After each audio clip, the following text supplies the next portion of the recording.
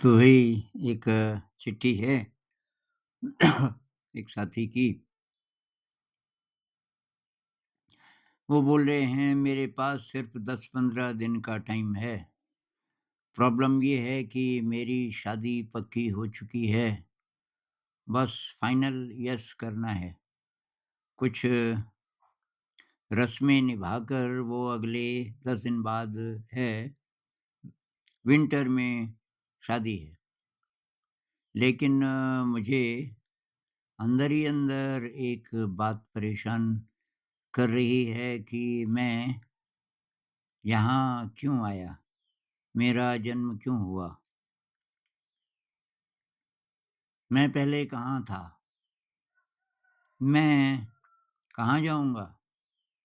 मुझे शादी करना, बच्चे करना, फिर लाइफ़ से कंप्रोमाइज़ करना, या कह सकते हो कि जो जन्म था तो उसे छोड़कर मोह-माया में पड़ जाना। ये जानते हुए कि एक टाइम के बाद खुद रियलाइज़ होगा कि कुछ हाथ नहीं लगा। लेकिन मेरे सामने प्रॉब्लम ये है कि लड़की और उसकी फैमिली बहुत जेन्युइन हैं। मैं ना नहीं कर पाया था। मुझको ना करने में बहुत बुरा लग रहा था। लेकिन अब मैं इंटरनली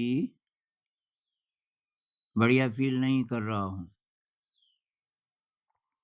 बार-बार दिमाग में यही सब घूम रहा है, समझ नहीं आ रहा है कि क्या करूँ? और अगर शादी ना करूँ, तो ये महसूस कर रहा हूँ कि हमेशा तो मैं जवान नहीं रहूँगा, फिर कौन देखेगा?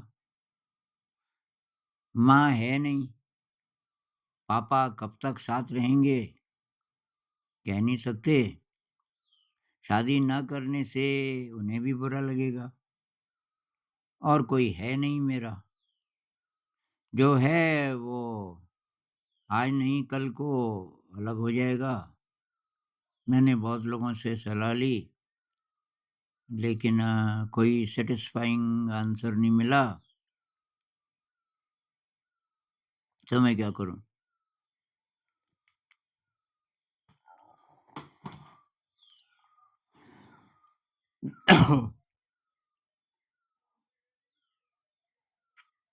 अब भई अगर आपके अंदर ये प्रश्न हैं, मैं पहले कहाँ था? ये ज़िंदगी की यात्रा क्या है? मैं क्यों यहाँ आया, इस दुनिया में आया? तो मतलब अध्यात्म की दिशा है आपकी।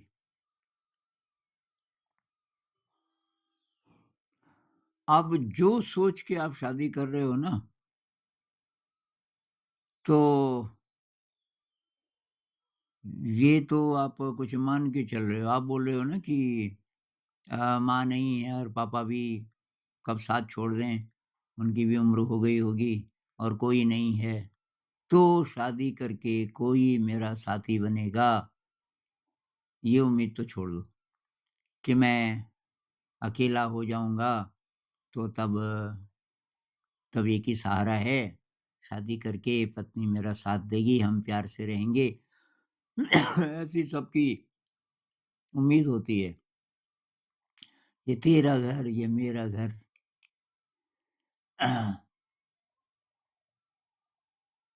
ऐसा कोई गाना है ना? तो भई ये तो जुआ है, क्योंकि दूसरा व्यक्ति कैसा होगा ये आपको नहीं पता। वो आपकी तरफ ध्यान देगा, ये ज़रूरी नहीं है।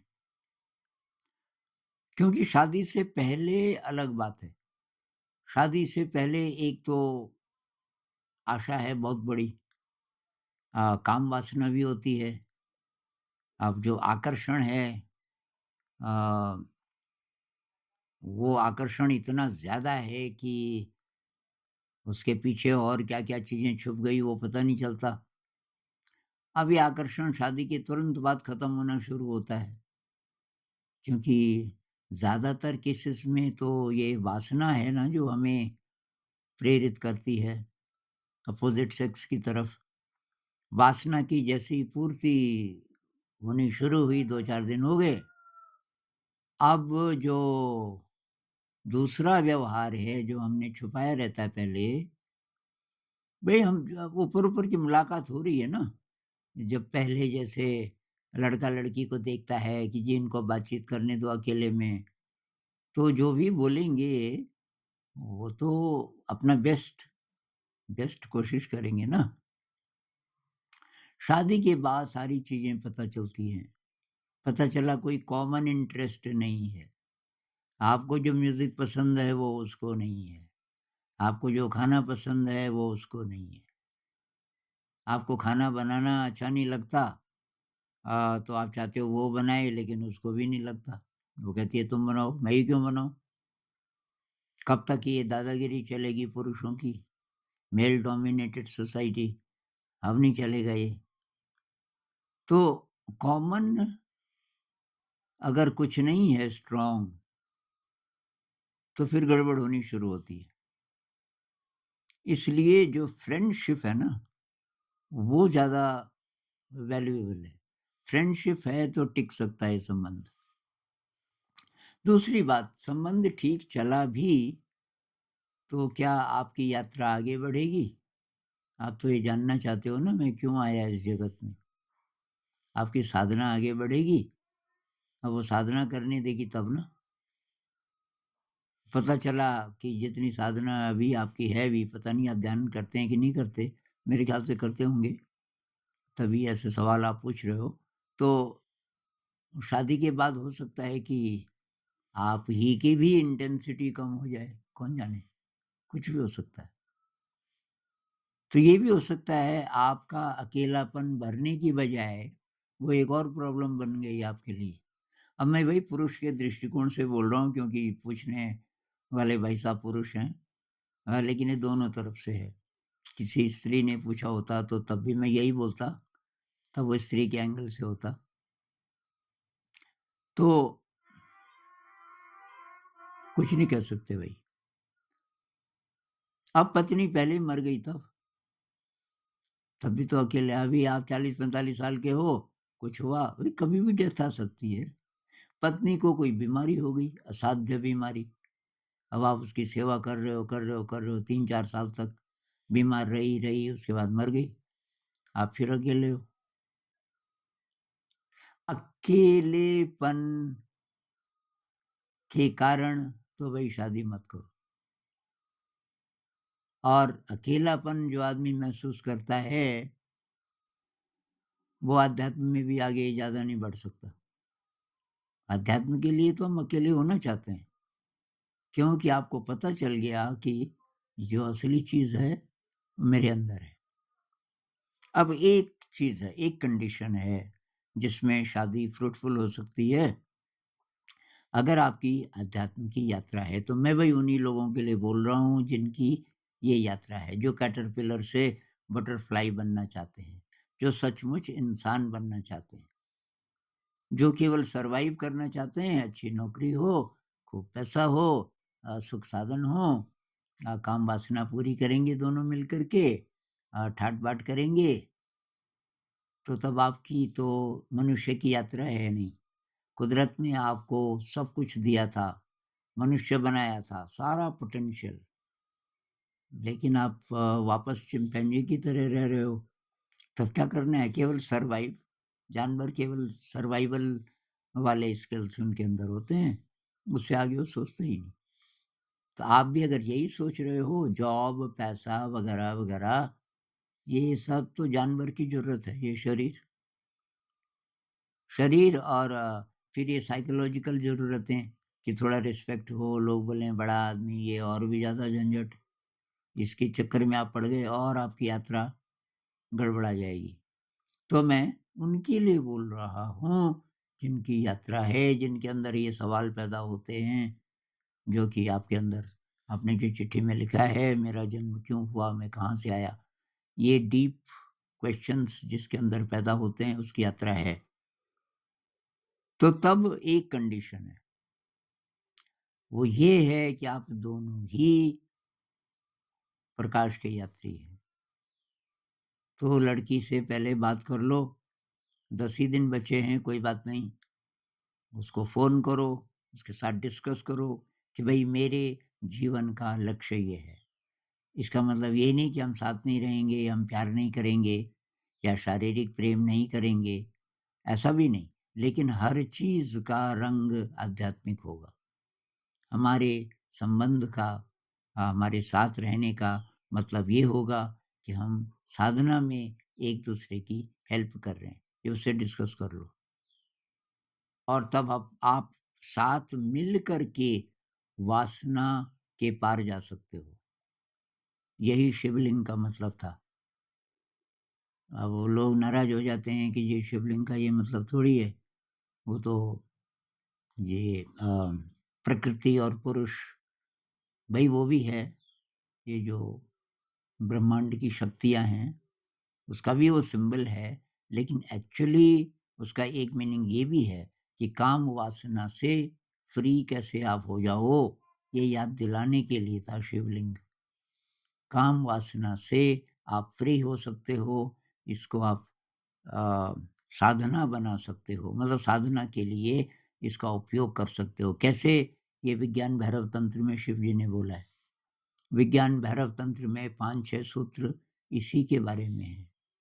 शिव जी पार्वती जी को बता रहे हैं। पार्वती सवाल पूछती जाती है, शिव जी उत्तर देते जाते हैं। तो 112 उनके ध्यान के सूत्र हैं, ध्यान की विधियाँ, जिसमें से 5 या 6 स्त्री-पुरुष के संबंध के बारे में है।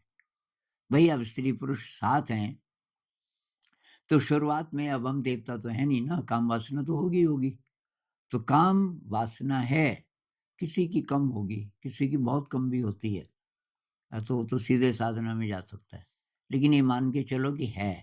अब उस काम वासना को बिना दबाए अ, बिना उसको इग्नोर करे, कैसे करके धीरे-धीरे उसको ट्रांसफ़ॉर्म करें कि आपकी जो सेक्सुअल एनर्जी है, उसका ऊर्ध्वगमन शुरू हो जाए।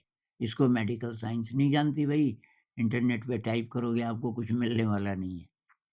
तो ये तो आप या तो विज्ञान भैरव तंत्र पढ़ो या कोई इस प्रकार के संत हो सकते हैं जो आपको गाइड करें और इसके प्रैक्टिशनर्स हैं जवान लोग। गुजरात में एक मैं मिल नहीं पाया उनको, एक हस्बैंड वाइफ, ये बहुत साल पहले की बात है। उस समय वो काफ़ी यंग थे, 40 से कम-कम थे, कि ये दोनों के दोनों एनलाइटेंड हैं, ऐसा लोग मानते थे कि उनकी जो ये काम वासना से वो पार चले गए, दोनों साथ रहते-रहते। तो ये इसका मेरे ख़्याल से तो अर्थ था। जो हिंदुइज़्म में ये हिंदुओं की शादी होती है ना, बीच में आग जलाते हैं और 7 चक्कर काटते हैं। क्यों काटते हैं 7 चक्कर? पूछना किसी पंडित जी को। तो मुझे तो कोई पंडित जी बता नहीं पाए। मेरी इंटरप्रिटेशन ये है कि ये 7 ऊर्जा के चक्र जो बोले जाते हैं ना, ये मूलाधार से लेके ऊपर सहस्रार तक। कहते हैं ना 7 एनर्जी प्लेन्स हैं और हमारी ऊर्जा बढ़ते-बढ़ते फिर इस सहस्रार तक चली जाती है। तो मेरे ख़्याल से वो 7 जो चक्कर लगाते हैं और बीच में अग्नि है, बीच में अग्नि है। अग्नि के चक्कर लगा रहे हैं, अग्नि को छू नहीं रहे हैं। तो वो ऊर्जा है, वो ऊर्जा है जो सारा ब्रह्मांड को चला रही है, जिससे हम पैदा हुए जिसके कारण ये आकर्षण होता है स्त्री-पुरुष का। उस ऊर्जा के 2 उपयोग हैं। एक तो उसका अधोगमन, काम वासना की तृप्ति करो, उसी से बच्चे भी पैदा हो सकते हैं। लेकिन उसका साधक के लिए उपयोग ये है कि उसका ऊर्ध्वगमन हो सके। उसमें जो उसमें जो एनर्जी है, उसका ऊर्ध्वगमन हो सके। वैज्ञानिक लोग छानबीन करते हैं अ, ये पुरुष का जो बीज है, जो सीमेन है, कहते हैं इसमें कुछ नहीं है। अरे भई उसकी बात नहीं हो रही। उसमें ये तो वाटर एलिमेंट है एक तरीके से। उसमें जो एनर्जी है, उसका होता है ऊर्ध्वगमन। एनर्जी को साइंस अभी पकड़ नहीं सकती और इसलिए ये सारे जो डोमेन हैं, जहाँ बात ऐसी चीज़ की हो रही है जो मटेरियल नहीं है, वहाँ अभी विज्ञान नहीं जा सकती और वैज्ञानिकों को ये नहीं बोलना चाहिए कि नहीं है, उनको ये बोलना चाहिए कि अभी हमें पता नहीं चला। क्या आत्मा होती है? नहीं है भई, तुम्हें कहाँ से पता नहीं है? ये बोलो ना, हमारे पास यंत्र नहीं है अभी, हम नहीं कह सकते। ये ऑनेस्ट जवाब होगा, वी डोंट नो, हमारे पास नहीं इसका तरीका ही नहीं है, कैसे पता करें? क्या पुनर्जन्म होता है?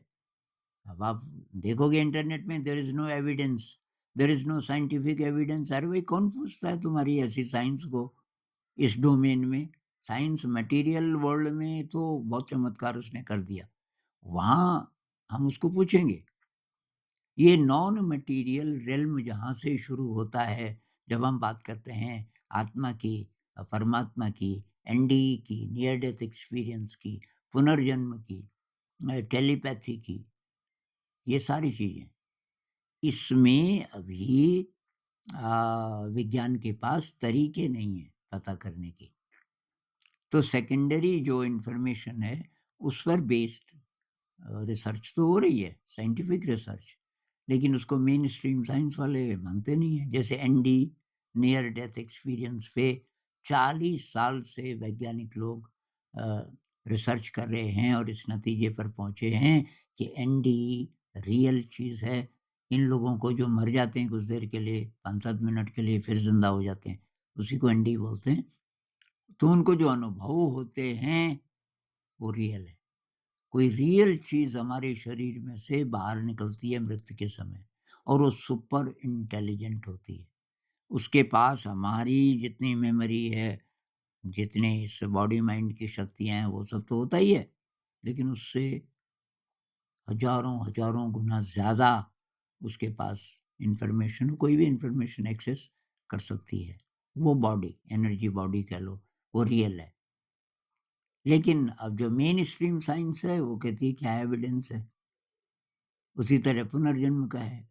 कोई बच्चा अभी 3 साल का है और वो बोल रहा है कि मेरे मम्मी-पापा तो वहाँ रहते हैं, कोई शहर जो उसने देखा भी नहीं, सब बता रहा है। उसको वहाँ ले जाते हैं और सही साबित होता है। साइंस कहता है वो तो ठीक है, इसको इसके ब्रेन को किसी तरीके से इन्फॉर्मेशन पता चल गई होगी। ये अब एविडेंस तो इसका कभी भी नहीं हो सकता साइंटिफिक। वो तो तब होगा कि उस बच्चे के साथ-साथ आप जाएँ उसकी आत्मा के। आदमी मर गया और उसकी आत्मा के साथ-साथ साइंटिस्ट जा रहा है। ये गई, कहाँ गई, किस गर्भ में गई और फिर उसने ये जन्म ले लिया। साइंटिस्ट बोलेगा, हाँ जी, मेरे पास। ये तो नहीं हो सकता ना। तो जिस तरीके का एविडेंस आप सोच रहे हो, वो मटेरियल दृष्टिकोण से आप बोल रहे हो, वहाँ ये नहीं चलेगा। वहाँ तो एक्सपीरियंस को आपको वैल्यू देनी पड़ेगी। तो ख़ैर, मैं ये बोल रहा था कि ये जितनी बातें हम कर रहे हैं, इसके प्रति अगर आपको आशंका है, तो 2 तरीके से आप सैटिस्फाई अपने को कर सकते हो। एक तो ये कि अभी जो विज्ञान का मत है, आप उसकी तरफ जाओ और रिजेक्ट कर दो ये सारा, तो तब आप सर्वाइवल मोड में जीते रहोगे। खाओ-पियो, ऐश करो, कैटरपिलर ही रहते हुए मर जाओ। दूसरा व्यू ये है कि मैं खुद जानूँगा एक्सपीरियंस से। ये लोग क्या बोल रहे हैं, संत लोग क्या बोल रहे हैं, तब आप वैसी-वैसी चीज़ें पढ़ोगे। कि संत लोग क्या कह रहे हैं या हमारे उपनिषद क्या कह रहे हैं। अभी पैरासाइकोलॉजी क्या कह रही है। एनडीई में जो रिसर्च हो रही है, ये वैज्ञानिक लोग क्या बोल रहे हैं। ध्यान से क्या होता है मैं खुद पता करूँगा। मैं ध्यान में कुछ साल बहुत गहरे जाऊँगा। किसी सांसारिक लालच के कारण नहीं कि तब मैं पास हो जाऊँगा, ये नहीं। रिसर्च के तौर पे कि मेरे को क्या होता है, इससे देखता हूँ मैं। और आपने कुछ साल लगाए, तब आप बोल सकते हो कि अ, ध्यान क्या चीज़ है। तो मेरी सलाह है कि आप उस लड़की से बात करो, उसके साथ ही डिस्कस करो कि भाई मेरी आध्यात्मिक यात्रा है, तेरी भी यात्रा है थोड़ी बहुत, ज़्यादा नहीं भी अगर और डरने की बात नहीं है, हम साथ रहेंगे, हम एक-दूसरे को प्यार करेंगे और शारीरिक संबंध नहीं होंगे, मैं ये भी नहीं बोल रहा हूँ, लेकिन शारीरिक संबंध इस तरह से होंगे कि हम धीरे, धीरे, धीरे काम वासना से मुक्त होते जाएँ और एक समय ऐसा है कि काम वासना रहे ही ना और तब प्रेम बहुत ज़्यादा होगा। काम वासना जितनी कम होगी और आकर्षण है, उतना प्रेम बढ़ता जाएगा। तो लेकिन इसलिए नहीं कि मैं अकेला हूँ, मेरा कोई सहारा हो जाएगा, ये हो जाएगा।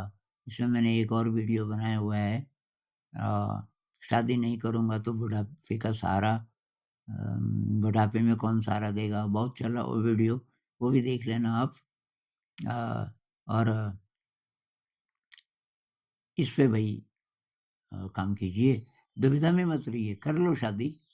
कर लो क्योंकि आप बोल रहे हो कि आपको पसंद आए वो लोग, उसके माता-पिता भी अच्छे लगे, लड़की भी अच्छी लगी। अब अच्छी किस सेंस में लगी, ये बातचीत करो उसके साथ। ये बातचीत करने के बाद भी अगर वो तैयार होती है और वो बोलती है कि ठीक है मेरे जीवन का भी यही लक्ष्य है, तो तब शादी करो और तब इस पे काम करो। तब आपको भागने की ज़रूरत नहीं पड़ेगी परिवार से या स्त्री से। तब आप दोनों एक-दूसरे के सहायक हो जाओगे इस यात्रा में।